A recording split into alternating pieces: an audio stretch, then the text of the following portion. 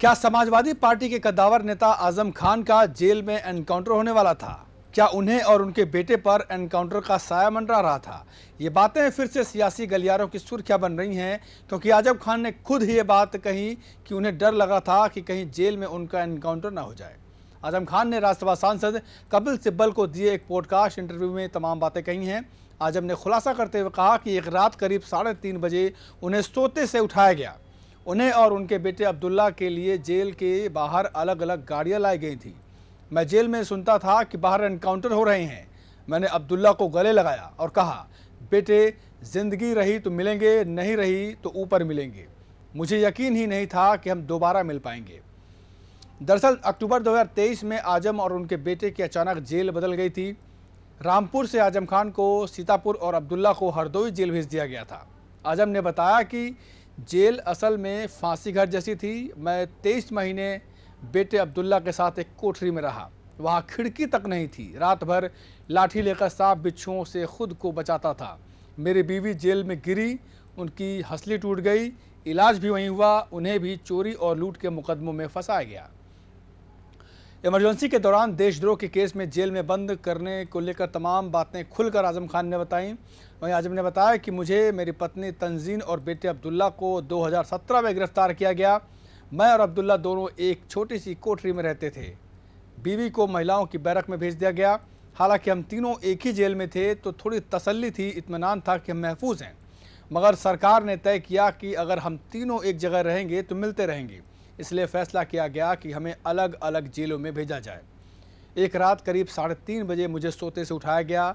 मेरे लिए अलग गाड़ी थी, अब्दुल्ला के लिए बड़ी गाड़ी थी। मैंने अधिकारियों से कहा, बेटे को साथ भेजिए, अलग क्यों ले जा रहे हैं? उन्होंने कहा, आपकी और इनकी अलग जेलें हैं, रास्ते में या पहुंचकर पता चल जाएगा।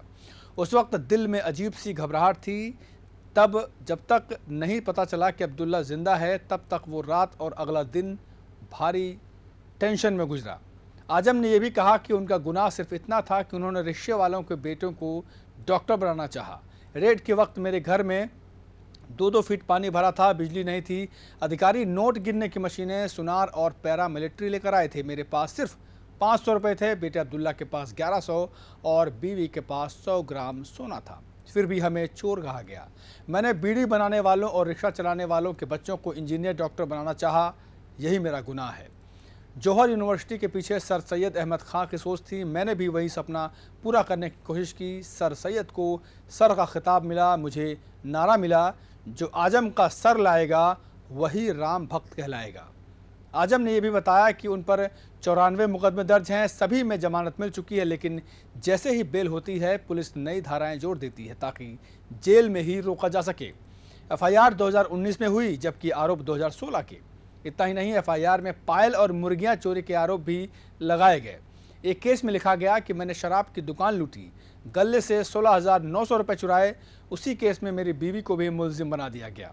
आपको बता दें कि आजम खान 1 साल 11 महीने बाद 23 सितंबर को सीतापुर जेल से रिहा हुए थे।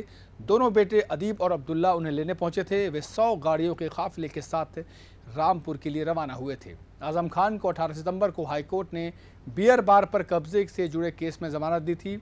यह आखिरी मामला था जिसमें उन्हें जमानत मिली। हालांकि जमानत मिलते ही पुलिस ने शत्रु संपत्ति मामले में नई धाराएं जोड़ दी। 20 सितंबर को रामपुर कोर्ट ने ये धाराएं खारिज कर दी, जिससे रिहाई का रास्ता साफ हो गया था। आजम पर 104 केस दर्ज हैं। 9 अक्टूबर को अखिलेश यादव उनसे मुलाकात करने रामपुर पहुंचे थे। दोनों नेताओं के बीच बंद कमरे में 2 घंटे तक बातचीत चली। बाहर निकलते ही अखिलेश ने कहा कि आजम साहब बहुत पुराने नेता है, उनका गहरा साया हमारे ऊपर हमेशा रहा है। आजम खान हमारी पार्टी के दरख्त हैं। आजम खान परिवार पर भाजपा केस करके वर्ल्ड रिकॉर्ड बनाना चाहती है। आजम खान ने अंत में एक शायरी भी सुनाई कि इस दिल के टुकड़े हजार हुए, कोई यहाँ गिरा कोई वहाँ गिरा। सियासत भी बड़ी बेईमान चीज़ है, इससे ज़्यादा बेवफा भी है, कहीं कभी भी किसी के साथ नहीं रहती। नमस्कार।